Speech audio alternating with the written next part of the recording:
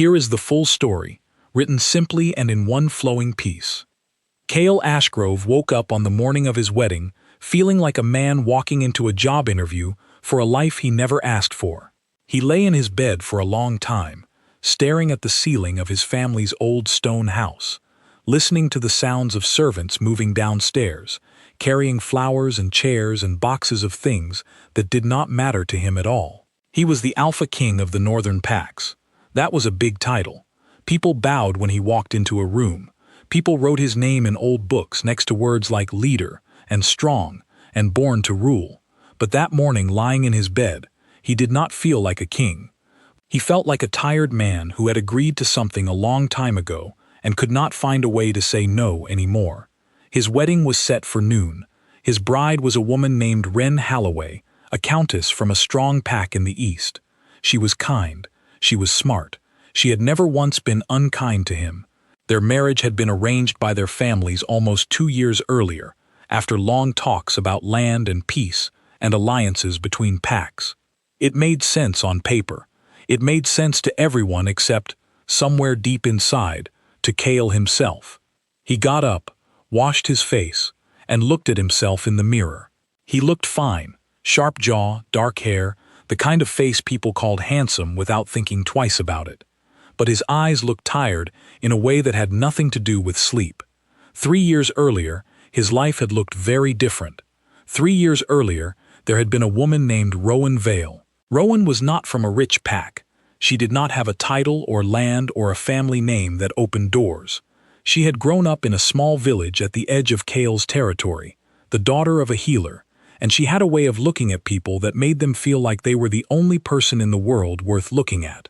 Kael had met her by accident, during a hunting trip gone wrong, when his horse had thrown him near her village and she had been the one to bandage his leg and scold him for being careless. He had fallen for her before he even knew her full name. For almost a year, they had been together in secret. Kael knew his family would never accept a match with a woman who had no title, no land, and no place in the pack's careful plans for power. So they kept it quiet. They met in the woods at night. They wrote letters that were burned right after reading. It was the happiest year of Kael's whole life, and he knew it even while it was happening, which almost never happens with happiness. Then, one morning, Rowan was gone.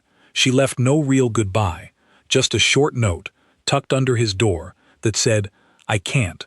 I'm sorry. Please don't look for me." Kael had looked for her anyway. For months he sent people out to search. He rode out himself more times than he could count, following old scent trails that always went cold at the same spot, near the county line, like she had known exactly how far his people could track and had planned around it. Eventually, his father sat him down and told him enough was enough. The kingdom needed him. Pining after a girl who ran without explanation was not something a future Alpha King could keep doing. So Kael had done what dutiful sons do. He put the search away in a drawer somewhere deep inside himself and agreed to marry Wren Holloway. That was supposed to be that. Now here he was, on his wedding day, tying his own bow tie with hands that would not stay steady, thinking about a woman he had told himself he was over. By 11:30, the cathedral in the capital was packed. 300 guests sat in rows of polished wood, wearing their best silks and furs. Some of them from packs so far away they had traveled for over a week just to be there. Golden light poured through tall glass windows. Musicians tuned their instruments in a corner. It was, by every measure that mattered to people who cared about weddings, going to be perfect. Kael stood near the altar in his ceremonial coat, a deep midnight blue with silver stitching along the collar, and tried to breathe normally. His best man, an old friend named Torin, clapped him on the shoulder and told him he looked like he was about to be sick. "I'm fine," Kael said, in the voice men use when they are not fine. "You've been fine since sunrise," Torin said. "Fine is not a good color on you today." Kael managed a small laugh, more out of politeness than humor, and looked out at the crowd. Faces he half recognized. Cousins. Council members. Old allies of his father's, most long dead now, replaced by their sons and daughters who inherited both land and grudges. He scanned the room without meaning to. An old habit, the way he used to look for one particular face in every crowd for almost a year after Rowan disappeared.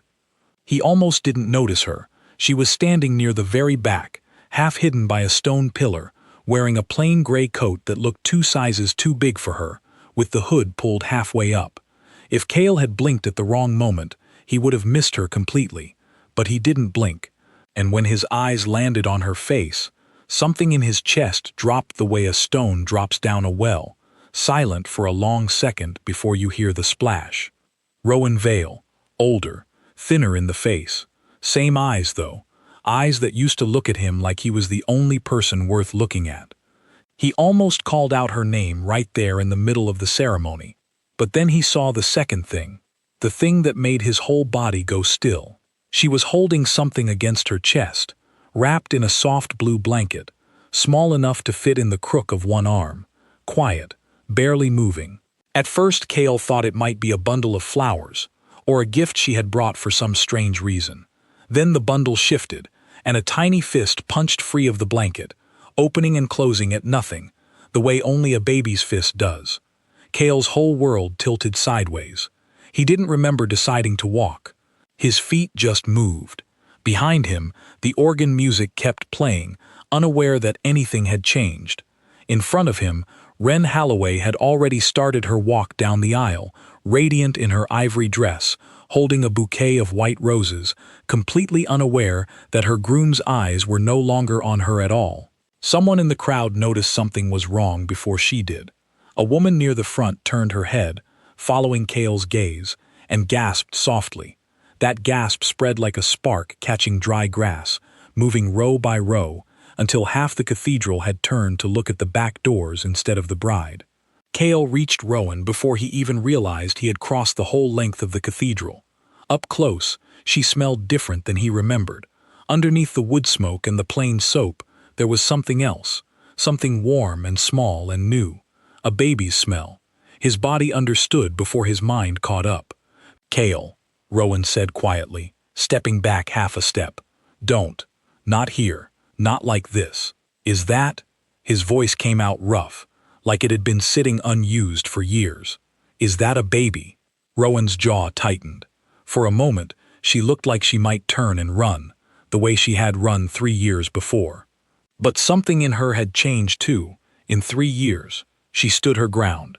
"His name is Bram," she said. Kael looked down at the small bundle in her arms. The baby had stopped fussing and was staring up with wide, curious eyes, gray like storm clouds, exactly the shade of Kael's own eyes.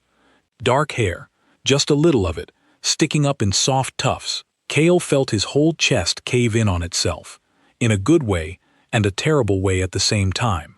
"How old is he?" Kael asked, though some part of him already knew the answer and was doing the math anyway, counting backward through months, like counting stairs in the dark. 2 years old, Rowan said. "Born in the spring, a year after I left. 2 years old," which meant she had been carrying him already, when she wrote that short note and disappeared without a real explanation. "He's mine," Kael said. It wasn't really a question. It was a man saying a fact out loud to make it more real. Rowan didn't answer right away. Her eyes flicked past him, to the cathedral full of people, to the bride standing frozen at the altar in her ivory dress, to the whole life Kael had built without her. Then she looked back at him, and something in her face softened, just slightly. "Yes," she said, "he's yours." The word landed in the cathedral like a dropped glass. Somewhere behind Kael, a woman gasped again, louder this time, and the sound rippled through the crowd until it became a low buzz of whispers, the kind that spread faster than fire in dry summer grass. Kael reached out with one hand, slow, careful, the way you reach towards something you are afraid might not be real. His finger touched the baby's tiny fist. Bram's fingers closed around his instinctively, gripping tight, the way babies do without even knowing why. Something inside Kael broke open right there. Not in a sad way, in the way a locked door breaks open after years of being stuck, letting light into a room that has been dark for far too long. 3 years, Kael said, his voice thick. "You hid him from me for 3 years. "I hid him from your council," Rowan snapped back. quiet but sharp, like she had been carrying this argument in her chest for a long time, waiting for the chance to finally say it out loud. You know what they do to babies born outside of approved matches, Kael. You know they test them. You know what happens if a baby doesn't pass whatever test they invent that year. I wasn't going to hand my son over to a room full of old men who see him as a problem to be solved instead of a baby to be loved. Kael flinched, because she was right, and they both knew it. His father's council had, in fact, passed rules like that before. Harsh rules, meant to protect the purity of the ruling bloodline, rules that had ruined lives quietly, behind closed doors, long before Kael was even old enough to understand what was happening. He had hated those rules as a boy. He had done nothing to stop them as a man, because stopping them would have meant a fight he had not been ready to have. I would have protected him, Kael said. I would have protected both of you. Would you? Rowan said, not cruelly, just tired, like she had asked herself this same question 1,000 times in the dark. Or would you have tried, and lost, the way you lose every fight with that council? I wasn't willing to bet my son's life on would have. Kael had no answer for that, because the truth was, he didn't know either. Behind them, a voice broke through the murmuring crowd. Kael. He turned. Ren stood near the altar, veil pushed back now, one hand pressed against her stomach, like she was trying to physically hold herself together. Her eyes moved from Kael's face, to Rowan, to the baby in Rowan's arms, piecing the whole picture together in real time, the way people do when the worst news arrives all at once, instead of gently. Is this true? Ren asked, her voice smaller than Kael had ever heard it. Is that your son? Kael looked at her, and for a moment, guilt sat heavy on his chest like a stone. Ren had done nothing wrong. She had been kind to him, patient with him, honest with him. She deserved better than finding out the truth in front of 300 guests on what was supposed to be her wedding day. Yes, Kael said quietly. I didn't know until this moment. I swear to you, I didn't know. Ren's eyes filled with tears, but she did not let them fall. She was a countess, raised the same way Kael had been raised, taught to keep her back straight and her face calm no matter what storm was happening inside her. Then what happens now? She asked. Kael looked down at Bram, who was still gripping his finger with a strength that seemed far too big for such a small hand. He looked at Rowan, standing there in her plain gray coat, ready to run again if she had to, but staying anyway, waiting to see what kind of man he had become in 3 years. And then he looked back at Ren. I can't marry you today, Kael said. The words felt like they cost him something to say, but he said them anyway, because they were true. I'm so sorry. You don't deserve this. None of this is your fault. But I can't stand at this altar and promise you a life while my son is standing in the back of this cathedral, a stranger to me. I have to go to him first. Everything else has to wait. The cathedral went completely silent, the kind of silence that feels louder than noise. Ren stood very still for a long moment, and Kael braced himself for anger, for tears, for a scene that would be talked about in every pack in the region for years to come. Instead, she surprised him. She let out a small, broken laugh and shook her head slowly. You know, she said, some part of me always knew you weren't fully here, not with me. I told myself it didn't matter, because duty was enough, but watching your face right now, I think I finally understand what it looks like when it does matter. She wiped carefully at the corner of her eye, careful not to smudge anything. Go be a father. I'll handle the rest of this mess. Kael blinked, caught off guard by her grace in a moment that would have justified almost any reaction from her. Ren, I don't, she said, holding up a hand. Don't make this harder by being kind about it now. Just go. Kael nodded, throat tight, and turned back to Rowan. Take me to him, to where you've been living. I want to know everything I missed. Rowan studied his face for a long moment, the way you study weather before deciding whether to trust it. Then, slowly, she nodded. Okay, she said, come on. They left the cathedral together, Kael's ceremonial coat still on, his wedding still technically happening behind him in some strange half-finished way, guests murmuring and standing and not quite sure what to do with themselves. Wren stayed at the altar a moment longer, then straightened her shoulders, turned to the crowd, and announced in a clear, steady voice that the wedding would be postponed, and that everyone was welcome to enjoy the food and music that had already been prepared, because good food should never go to waste, even on a strange day. Outside, the sun was too bright for how heavy the morning felt. Kael walked beside Rowan down the stone steps of the cathedral, his eyes barely leaving the baby in her arms. "How have you been living?" he asked. "These past 3 years. Where did you go?" "Small villages, mostly," Rowan said. "I never stayed anywhere longer than a few months. I worked as a healer, like my mother did. People don't ask too many questions of a healer who shows up quietly and does good work." "You've been running this whole time?" "Yes. Alone." Rowan's jaw tightened again, but this time there was something almost like guilt in her face. Not just defensiveness. Not always completely alone. There were people who helped along the way, but yes, mostly it's been me and him. Kael looked down at Bram again, who had fallen asleep against his mother's chest, small chest rising and falling in that peaceful way only babies manage, blissfully unaware that his existence had just turned an entire kingdom's plans upside down in a single morning. "I missed everything," Kael said quietly. "His first steps, his first word. I don't even know if he said his first word yet." "He has," Rowan said. It was no, which honestly felt about right. Despite everything, Kael let out a short laugh, surprised at himself for finding room for it in a day this heavy. They walked together toward the edge of the city, where a small inn sat tucked between a bakery and a stable, the kind of place nobody would think to look for a runaway healer and her secret son. Rowan led him up a narrow staircase to a small room with a single bed, a wooden crib in the corner, and a window that looked out over rooftops instead of gardens. "This is where you've been staying," Kael said, looking around at the plain, small space. It was clean, but simple, nothing like the grand rooms Kael had grown up in. The gap between the life he had lived and the life she and his son had been living hit him harder than he expected. "It's not much," Rowan said, a little defensive, "but it's safe." That's what mattered. Kael sat down slowly on the edge of the bed, careful not to disturb anything, feeling suddenly like a giant in a room built for smaller lives.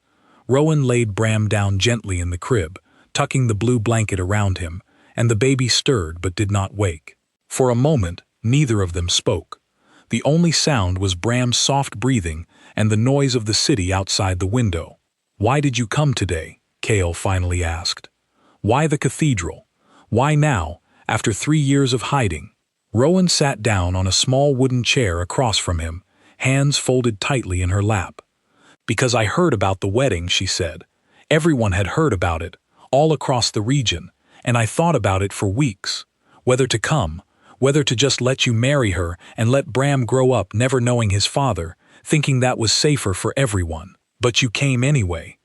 "I came because I looked at him one night sleeping, and I thought about what it would mean for him to grow up someday and ask me who his father was. And I realized I didn't want to be the reason he never got the chance to know you, even if knowing you came with risk, even if the council might still try something. I decided he deserved the choice, someday, even if I had been the one making choices for him his whole life so far."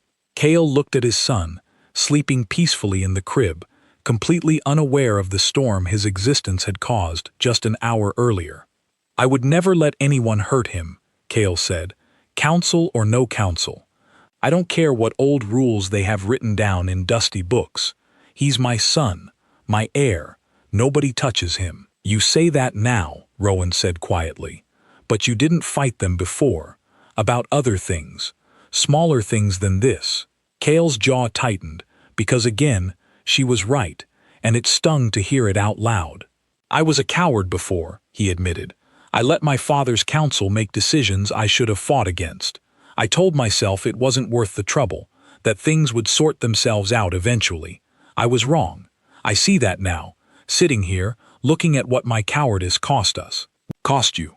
Cost him, growing up without a father, because I was too scared to challenge a broken system."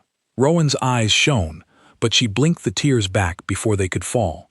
"I didn't come here for an apology," she said. I came here for him, for his future. I know, Kael said, but you're getting the apology anyway. You've earned it, 100 times over. They sat in silence for a while after that, the kind of silence that isn't uncomfortable, just full, like a room finally settling after a long storm has passed through it. Eventually, Kael spoke again. What happens now? I can't just walk back into my life and pretend this morning didn't happen. Half the region probably knows by now. They do, Rowan said. News travels fast in a room full of nobles with nothing better to gossip about. I need to go back, Kael said, standing slowly. I need to speak with my council. I need to make sure they understand exactly how things are going to be from now on. But I don't want to leave without you two. Not again, not after everything. Rowan looked at him carefully, weighing something in her mind. What are you saying, Kael? I'm saying I want you both to come back with me, not hiding, not running. I want Bram raised as my son, openly, with all the protection that title should have given him from the very beginning. And I want you there too, however you're comfortable, whatever that looks like for you. I'm not asking you to marry me tomorrow, or pretend the last 3 years didn't happen. I'm just asking you not to disappear again. Rowan was quiet for a long moment, looking down at her hands. The council will not be happy, she said. They will fight this. They always fight things that threaten the tidy little world they've built for themselves. Let them fight, Kael said. I'm done bending to men who care more about bloodline paperwork than about an actual child sleeping in a crib. I have spent my whole life doing what was expected of me. Today, for the first time, I want to do what's right instead. Something in Rowan's face shifted then, some old wall coming down brick by brick. Okay, she said softly, we'll come back with you. But Kael, if things get dangerous for him, I will run again. I need you to understand that. I will always choose his safety first. I understand, Kael said, and I promise you, it won't come to that. Not this time. I'm not the same scared man who let you disappear 3 years ago without fighting for you. I'm done being that man. They gathered the few things Rowan had in the small room, packed them into a single worn bag, and carefully wrapped Bram back up in his blue blanket. As they stepped out of the inn and back into the sunlight, Kael carried his son for the very first time, the small weight against his chest feeling heavier and lighter all at once, like carrying something precious that had always belonged there, even though he had only just found it. The walk back through the city drew stares, whispers, a few pointed fingers from people who had clearly already heard the story spreading through the streets. Kael ignored all of it. For the first time in years, he did not care what people whispered about him. He only cared about the small, warm weight in his arms and the woman walking quietly beside him, who had carried far more than her fair share of hard choices for far too long, alone. When they reached the palace gates, guards straightened at the sight of him, unsure whether to bow or ask questions, clearly having heard some version of the morning's events already. Kael walked past them without a word, straight toward the council chambers, where he knew a difficult conversation was waiting for him. Rowan hesitated at the doors. "Are you sure about this?" she asked quietly. "Facing them right now, today, still in your wedding coat, carrying him in front of everyone." Kael looked down at his son, who had woken up and was watching the tall stone hallways with wide, curious eyes, utterly unbothered by the tension surrounding him. "I've never been more sure of anything," Kael said. "It's time this kingdom learned what actually matters to its king." He pushed open the heavy doors and walked in, his son in his arms, and Rowan at his side, ready for whatever fight came next, no longer afraid of losing it. The council members, seated around their long stone table, looked up in stunned silence as their Alpha King walked in, still dressed for a wedding that had not happened, carrying a baby they had never been told existed. Whispers broke out immediately, sharp and disbelieving, old men leaning toward each other with wide eyes and tight mouths. Kael did not wait for permission to speak, the way tradition usually demanded. He walked straight to the head of the table and stood tall, his son settled comfortably against his shoulder. "This is my son," Kael said, his voice steady and carrying easily through the stone chamber. "His name is Bram. He is my heir, and from this day forward, He will be raised and protected exactly as any child born to an Alpha King deserves to be raised and protected. I know some of you have old rules about matches and bloodlines and approval. I am telling you now, plainly, that those rules end today. Any objection can be brought to me directly. I will not hide behind committees or old books to decide the worth of my own child. An older council member, a stern man named Corwin who had served 3 generations of Kael's family, rose slowly from his seat, his face carefully unreadable. "Your Grace," he said carefully, "with respect, there are procedures in place for exactly this kind of situation. The bloodline testing exists to protect the pack's future stability. It is not something that can simply be dismissed on a whim, even by an Alpha King." "It's not a whim," Kael said firmly. "It's a father protecting his child. If your procedures require testing an innocent baby like he's a suspect in some crime, then your procedures are broken, and I intend to fix them, starting now. I would rather spend the rest of my rule fighting this council over outdated rules than spend one more day letting fear decide who deserves love and protection in this family." "Coach." The room fell silent again, this time heavier, more uncertain. Some council members exchanged glances, clearly unsure how to respond to a king suddenly standing so firm on something they had never expected him to challenge. Finally, an older woman near the end of the table, one of the few who had always seemed to quietly disagree with the harsher rules over the years, spoke up. "I, for one, welcome this change, Your Grace. I have watched too many families torn apart by rules meant to protect a bloodline that, frankly, has never once been threatened the way the old founders feared. Perhaps it is time this council modernized its thinking." A few murmurs of agreement rippled through the room, quieter than the earlier whispers of shock, but present all the same. Not everyone agreed, of course. A few council members still looked deeply uncomfortable, still clinging to old fears passed down through generations.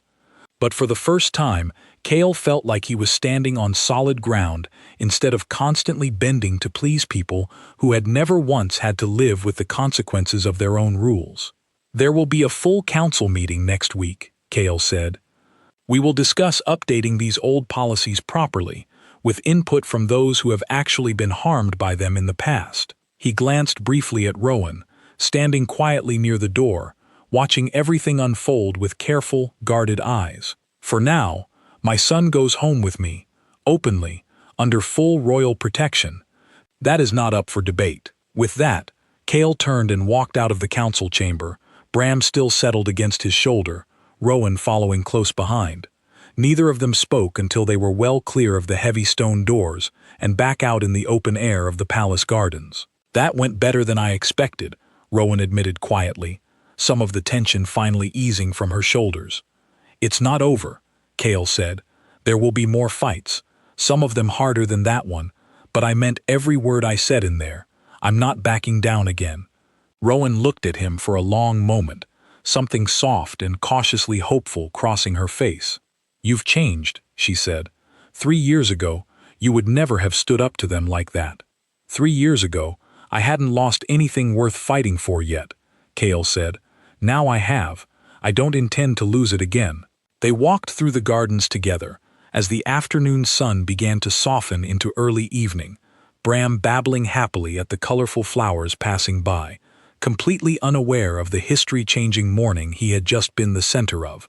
For the first time in a long time, Kael felt something settle quietly inside his chest, something that felt a lot like peace. Word of the morning's events spread quickly through the kingdom and beyond, as these things always do. Some people gossiped cruelly, calling it a scandal, a disgrace, a stain on royal tradition.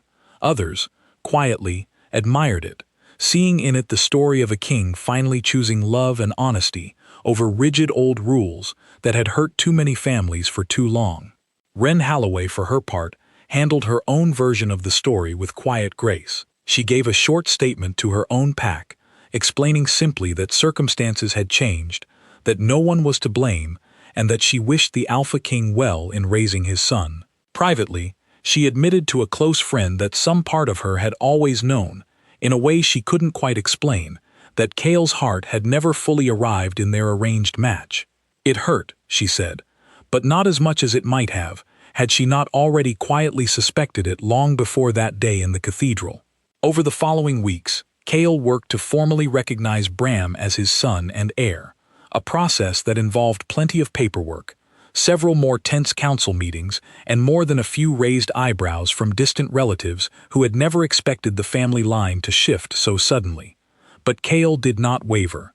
Every time doubt crept in, he only had to look at his son's small, sleeping face to remember exactly why the fight was worth having. Rowan settled slowly into life at the palace, though she made it clear from the beginning that she was not interested in rushing back into anything with Kael simply because circumstances had thrown them back together. 3 years of running and hiding had changed her, made her more careful, more protective of both herself and her son. Kael respected that. He gave her space, let her set the pace, focused instead on rebuilding a relationship with his son, one small day at a time. He learned things slowly. That Bram loved being read to, especially stories with animals in them. That he hated loud noises but loved the sound of rain against windows. That his favorite word, after no, quickly became again, said with such enthusiasm every time Kael tossed him gently into the air that Kael's arms grew sore from doing it so many times a day. Slowly, evenings turned into a quiet routine. Kael would finish his council duties, then head straight to the nursery, where Rowan and Bram were usually waiting. Some nights, Rowan would tell him quietly about the small moments he had missed. First tooth, first steps, first time Bram had tried and failed spectacularly to feed himself soup. Kael listened to every story like it was the most important news in the kingdom, because to him, in that season of his life, it was. Months passed. The council, slowly and grudgingly, worked through updating their old harsh policies, guided by Kael's steady insistence and the quiet support of council members who had long wished for change but never had the backing to push for it. It was not a fast process, and it was not a perfect one, but it was real progress, the kind that mattered. As for Kael and Rowan, their story did not rush toward some fairy tale ending overnight. Trust, once broken, takes real time to rebuild, and both of them knew it. But little by little, the space between them softened. Small moments of laughter returned. Quiet evenings spent side by side, watching their son grow, slowly stitched something new between them, built this time on honesty instead of secrecy. One evening, almost a year after that chaotic wedding day, Kael found Rowan sitting on the palace balcony, watching Bram chase fireflies across the garden below, his laughter carrying up on the summer air. "He's happy here," Kael said quietly, coming to stand beside her. "He is," Rowan agreed. "I didn't think this life was possible for him. Not the way things were before." "Neither did I," Kael admitted. "But I'm glad you came to the cathedral that day." Even though it turned everything upside down, Rowan smiled, small and real. "So am I." They stood together in comfortable silence, watching their son's small silhouette dance among the glowing fireflies, no longer running from anything, no longer hiding from anyone. Whatever came next for the two of them, whatever shape their future eventually took, they both understood now that it would be built honestly, out in the open, exactly the way it always should have been from the very beginning.